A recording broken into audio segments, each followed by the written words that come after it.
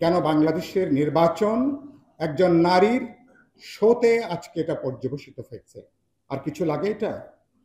আর ইতিমধ্যে শুনেছেন, আজকে আমি যখন এখানে আসছি, আমি আমাদের প্রোগ্রাম সেরে গিয়েছিলাম, আমি বাসা থেকে এসেছি খুব দ্রুত এই প্রোগ্রামে অংশ নেবার জন্য।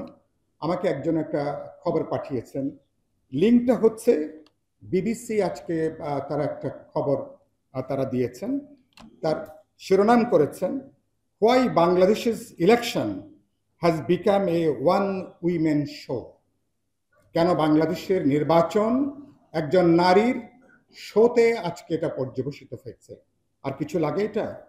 আজকে দেখলাম মঈন খান মানে ছাত্র দলের প্রোগ্রামে মঈন ভাই আমেরিকান একটা পত্রিকার কথা তিনি উল্লেখ করলেন। আমি বাসায় ঢোকার মুখেই আমি মঈন ভাইয়ের বক্তব্যটা দেখছিলাম। এটা একান্তই একটা ওয়ান উইমেন শো হচ্ছে বর্তমান এই নির্বাচন ব্যবস্থা।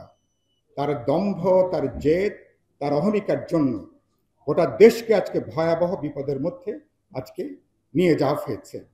সবাই এখানে বলেছেন নির্বাচনের ফলাফলটা সবাই জানে। তো যে নির্বাচনের ফলাফলটা সবাই জানে, তো সেই নির্বাচনের জন্য 25 থেকে 30,000 কোটি টাকা এরকম একটা অভাবের দিনে গরিব দেশের জন্য খরচ করার বাহাদুরি, এই বাহাদুরিটা কোত্থেকে আসে?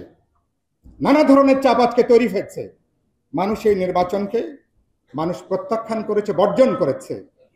এর ঢেউটা লেগেছে বাংলাদেশে যারা বিদেশি দূতাবাস আছেন তাদেরও, তাদের কানে এবং তাদের গায়ে এটার আঁচ লেগেছে।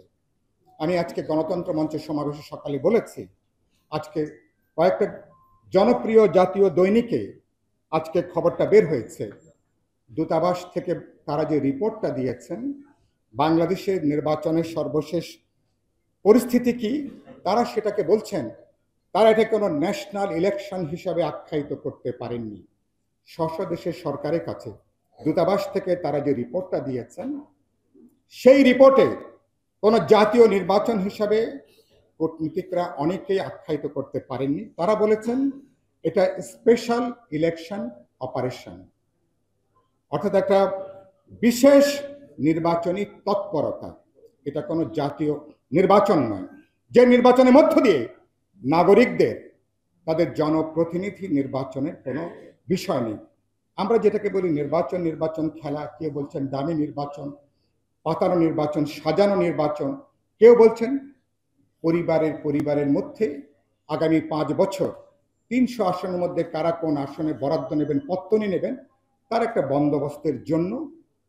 এবং সেখানে একজন ব্যক্তি, একটা দল, একটা সরকারের পুরো দেশ এবং জনগণকে জিম্মি করে এরকম একটা বিপদের দিকে আজকে তারা নিয়ে যাচ্ছেন। বলছেন একটা বিশেষ নির্বাচনী তৎপরতা, ইংরেজিতে বলছেন স্পেশাল ইলেকশন অপারেশন। আমি এটার নাম দিয়েছি, আমি একটা শব্দ যোগ করেছি, special surgical election operation. Surgical বলছি মানে জবরদস্তি করে গোটা রাষ্ট্র ব্যবস্থাকে আপনি সেখানে তার বিরুদ্ধে ব্যবহার করে 1.5 থেকে 2 কোটি মানুষ যারা নানা প্রকল্পের সুবিধাভোগী তাদেরকে চাপ হুমকির মধ্যে রেখে সরকারকে একটা নির্বাচন একটা উৎসবের আমেজ দেখাতে হবে। তো এইভাবে আজকে একটা দলের, একটা গোষ্ঠীর